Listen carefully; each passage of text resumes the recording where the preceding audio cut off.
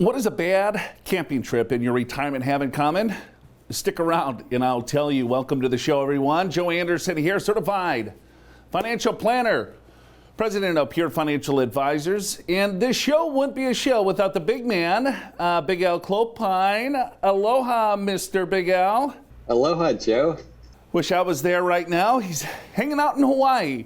But the question I propose to you is a bad camping trip in your retirement. What does it have in common? Have you ever had an air mattress and it's so comfortable when you go to bed and you wake up in the middle of the night and it's flat because you have a small leak in it? Your retirement plan could have that same leak. We want to plug that leak today. That's today's Financial Focus.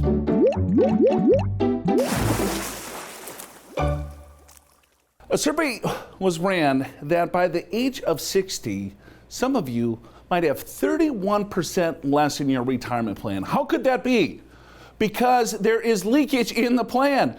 You are taking loans that you're not paying back. You might be taking small distributions out of the overall accounts. You could be paying penalties and taxes. You have to stop the leakage because this could create 31% more income potentially. Let's break it down. Let's bring in the big man.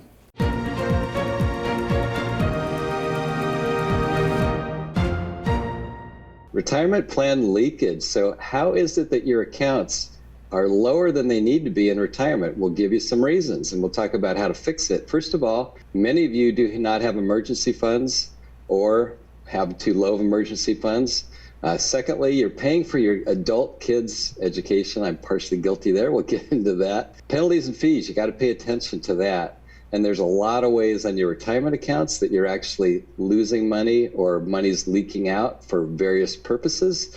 And then finally, we're going to get into how to fix it. Some things that aren't that difficult that you can implement right away. This is an important topic for virtually everybody because we are spending sometimes our retirement accounts for things we shouldn't, or we've got fees and penalties we're not aware of, or we're paying too much for our adult children and so forth. So I'm glad we're talking about it today. Yeah, good point, Al, because if you look at it, we're doing a lot better job of saving money, right? We are focused on saving for retirement. We're putting money away, and it's great. It's our nest egg. But then all of a sudden, you got some leakage. Some things are just seeping through the cracks, and you might not even know it's happening. Some of the things are completely obvious, but other things were like, well, wait a minute. I probably should have a lot more money here. What is going on?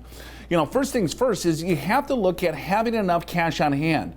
A lot of you are guilty of not having that cash reserve, and you might be using your retirement account as kind of a quasi cash reserve in case of an emergency or maybe even an opportunity. We've seen people take money out of accounts for starting a business, or hey, you know what, something happened where you needed cash.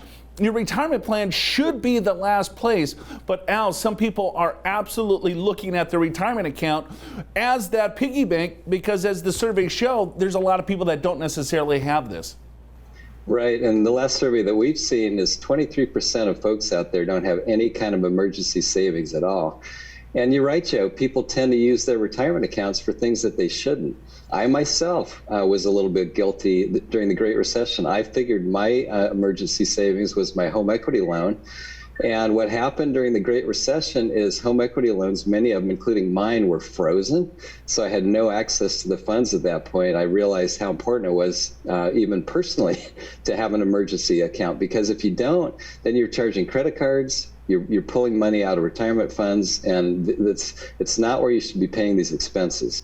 Well, then people think it's like, well, I have an emergency fund, but the surveys show that it's across the board. Doesn't matter what your net worth or income or wealth is.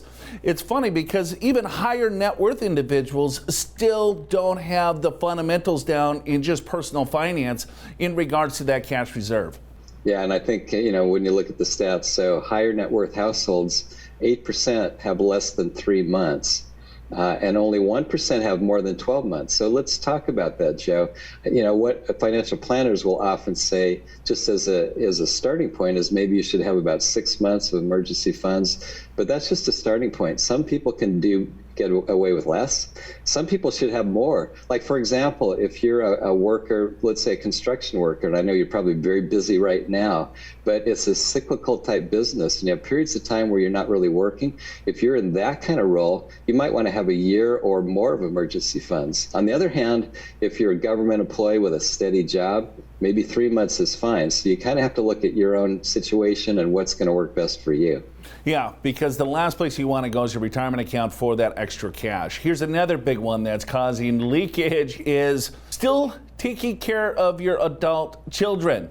79% of people surveyed said, hey, you know what, the kids are still on the payroll and they probably shouldn't be. Al, you don't have any experience in this, do you? I'm part of that 79%. You know what? It's hard though. I mean, so I've got kids, late 20s, early 30s, and it's not much. They're on my cell phone plan. It's cheaper if we do it as a family. And I don't really feel like, they're just getting started in their career, so I'm not asking for reimbursement. I'm also partially paying their car insurance. So I'm down to two things, Joe, but it's, we need to be better because a lot of people in my generation and the next generation are spending too much of their dollars towards their adult children instead of saving for retirement. Yeah, I mean, unless your retirement plan are your kids, you know, because people they're spending twice as much on their adult children than they are in their retirement accounts. It's like $500 billion went to paying for kids versus $250 billion going into retirement accounts.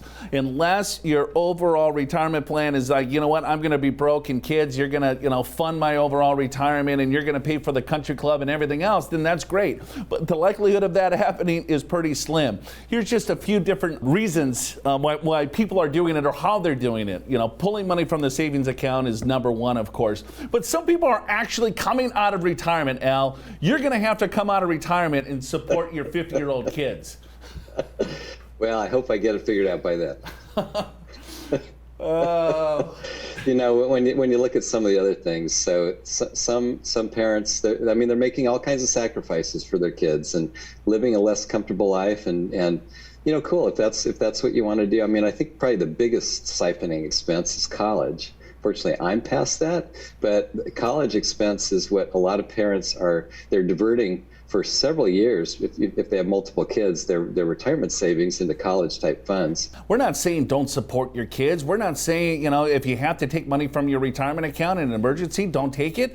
What we're telling you is that you need a plan to make sure that you fund all of this. And if there's an emergency or if you still want to fund the kids, just map it all out. You can do that with our retirement readiness guide. Are you ready for retirement? Go to our website, yourmoneyyourwealth.com. Click on that special offer. It's a download you can do right there in the comfort of your own home. Yourmoneyyourwealth.com. Got to take a break. We'll be back in just a second. Hey, welcome back to the program. Show's called Your Money, Your Wealth. Joe Anderson and Alan Clopine here hanging out. Alan's in Hawaii. I'm here in the studio, and we're talking about leakage. Not the leakage that is in your sink, but in your overall retirement accounts. A lot of different reasons why we don't have the money that we have in retirement, and some of it you can't see. Go to our website, yourmoneyyourwealth.com. Click on that special offer. It's our retirement readiness guide. Understand the things and steps that you need to do to make sure that you get to retirement. It's free. You can download it right there on your computer. Yourmoneyyourwealth.com. Let's see how you did on the true-false question. The government imposed 10% withdrawal penalty on retirement accounts to discourage people from taking out money before age 59 and a half. That's true, right? Because the IRS wanted to have some kind of penalty in there so people wouldn't just raid their retirement accounts. And because the retirement accounts are simply for that, for retirement. However, Joe, it's not necessarily working because a lot of people are still raiding their retirement accounts. Right, and this is where it gets confusing because there's a lot of different rules in regards to taking money out of retirement accounts and different retirement accounts. For instance, if you have a 401k plan and you separate service at age 55, there is no 10% penalty. Everyone thinks it's 59.5, but for 401k plans, it's 55 as long as you separate from service at age 55. Let's say you have the cousin 457 plan. Well, if you have a 457 plan, there is no 10% penalty in a 457 plan. You can take the money out at any age. Then you have the Roth IRA, right? You can take your contributions out of the Roth IRA at any time. It doesn't matter how old you are, but the earnings need to season in the thing for 5 years or 59.5. I mean, now it gets really confusing. They place these stupid rules that no one really understands, and it's not working, right? They come out with simplification acts, but all they're doing is creating more chaos in the overall system. We got to make it a little bit more easy, because the stats say that 22% of net contributions in all retirement accounts are still getting pulled out early. So there's still an issue here in regards to like trying to scare us not to take the money out. It doesn't necessarily matter. People will still do it.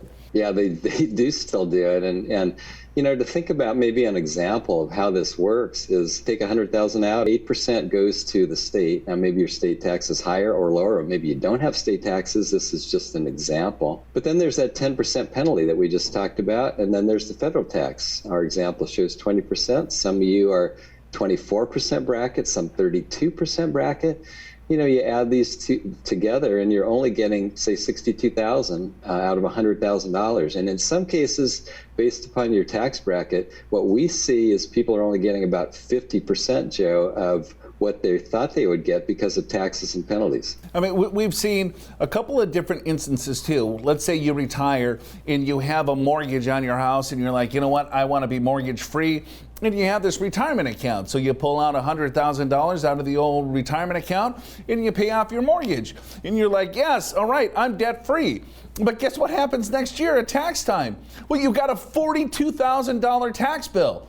Well, where are you going to come up with the $42,000? Because you drained your retirement account. Or if you still have more money in the retirement account, what are you going to do now? You're going to pull another $42,000? Oh, guess what? 10% penalty, early state penalties, blah, blah, blah, blah, blah. You're paying tax on the tax to pay the tax to pay the tax on the tax, right? It's craziness. So people are losing so much money just because of simple mistakes that they don't necessarily understand the rules. In this quick example, let's say you have $100,000, you pulled that out early, you netted $60,000. Right? If you just kept that in the overall retirement account and you grew at 5% over the next 20 years, I mean, that's a $200,000 delta. You would have $265,000 in the account. I mean, if you go out 30 years, Al, I'm sure it's a lot more. Yeah, I ran it at 30 years and actually at 6%, which would be an expected or potential rate of return for a globally diversified portfolio. And you would end up with almost $600,000. So that's $60,000. You went out, you wanted to buy a Tesla. I get it. Teslas are cool. There's a lot of Teslas in my neighborhood. But that $60,000 today could be $600,000 for your retirement. That makes a huge difference in what your retirement will be. Here's the stats here too, right? 30 to 40% of people don't roll over their retirement account, they cash it out. And granted, the reason why this number is so high is because if you look at, the median or you look at the average of retirement accounts, these are some small balances. So maybe you worked for your employer for a couple of years and you have 10, 15, 20,000 bucks in there and you're like, oh, who cares? I'm just going to cash it out and pay off some credit cards or pay off some bills or do whatever that you want with the money. Be careful with that. This small leakages like that $10,000 over a 30-year time period is significant. So if you have that time, please don't cash it out. Tell your kids don't cash it out, right? I made that mistake. My first 401k plan, it had $8,000 in it. And I was like, oh, boom, I'm going to cash it out, pay off some credit cards, maybe go on vacation, right? Big, big, big mistakes that are being made with these accounts. And if we can just make some simple steps, that's going to create a lot more wealth long term. Go to our website. It's yourmoneyyourwealth.com. You can click on that special offer. It's our retirement readiness guide. It's going to walk you through step by step of all the things that you need to be ready for if you're looking at retirement, if you're preparing for retirement, or if you're just getting started for retirement. We got to take a break. We'll be back in just a second. Hey, welcome back to the show. The show's called Your Money, Your Wealth. Joe Anderson, certified financial planner. Big Al Clopine, he's a CPA, hanging out, talking about leakage in your overall retirement account. Stop the leakage.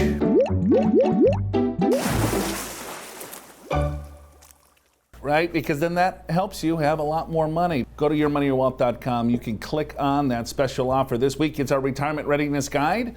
Yourmoneyyourwealth.com. Click on the special offer. It's our retirement readiness guide. Let's see how ready you were on the true-false question.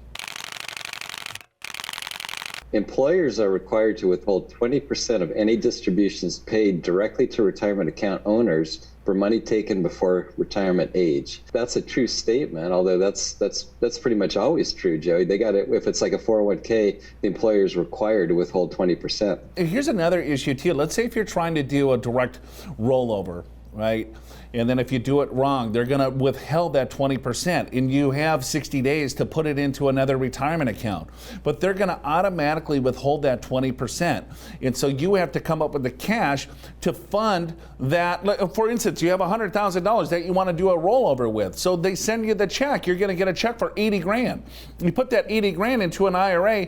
You have to come up with the $20,000 to put in the IRA within 60 days. If you don't, it's a 10% penalty if you're under 59.5 and fully taxable. So just know 401ks, they have that. So you want to make sure that you understand if you're doing rollovers, direct rollovers, that you do the paperwork correctly. Make sure you talk to HR or work with a professional. Ironically, IRAs, you can take out whatever. They're not going to withhold anything. So 401ks, they have an automatic withholding. IRAs, if you take those distributions, they're not going to withhold anything, but you need to understand your taxes, right? Because you might get into a surprise the following year when you do your tax bill, because all of that comes out at ordinary income. Let's switch gears. Let's go to RMDs. If you look at required minimum distribution, here's some confusion here, right? Because now they're changing the laws on us. It was at 70.5 for years, and now they're pushing it to 72. And guess what? They might now look at age 75. But Alan, if you do not take your required minimum distribution, the IRS doesn't care for that much. They really don't. It's a 50% penalty. 50% penalty. So if you're supposed to take a $100,000 required minimum distribution and you don't do it, the penalty is $50,000. And by the way, you still need to do the distribution and pay taxes on it. Now, there is a lot of people get tripped up on this because they don't know what the rules are. The IRS in most cases will abate the first year penalty if you write them a nice letter, but it's not guaranteed, and you're probably going to get just one chance for a penalty abatement. So understand the RMD rules, how to calculate it, and make sure you do it timely because of this big penalty. The purpose behind the required minimum distribution is that when you're making retirement contributions, right, you get a tax deduction, and that money is going to continue to grow tax deferred until you pull it out in retirement. But some of you might not need all of the money in your retirement account because you're diligent savers, or you might have a nice pension, or you're living off of Social Security, or there's a multiple of other reasons. But once you reach a certain age, now it's age 72, the IRS is coming knocking on your door. They're saying, hey, Mr. and Mrs. Smith, it is time to take money out of the account. Why do they want you to take money out of the account? Well, because they want their taxes back. They want money to get pulled out so you're taxed on it. So again, when you're looking at 401k contributions or retirement plan contributions, right, you get a tax deduction up front. But all of that money grows tax deferred, which is great. But it's not a true tax deduction in some degree because they want you to pull the money out at a later date. And when you pull the money out, that's when they get their taxes back. Right? They get their taxes back at a lot higher balance. And if tax rates go up, this is where we're seeing people fall into problems. You know, in Al, let's walk through kind of the calculation, because sometimes people don't even know how much money that they should pull out. Because each year as you age, they want more and more money to come out of that overall account. They do, Joe. And so here's an example of Gloria, who's single, and she's got $958,000 and change in her IRA, 401k, whatever. And so she's got to go to and look at her life expectancy factor in the table. It's 25.5 at age 74. So you take 958,000, which is the balance at December 31st of the year before. So you've got to make sure you got the right balance. Divide that by 25.5, and you get $37,585. So that's how much she needs to take out. If she doesn't take it out, then that's that 50% penalty.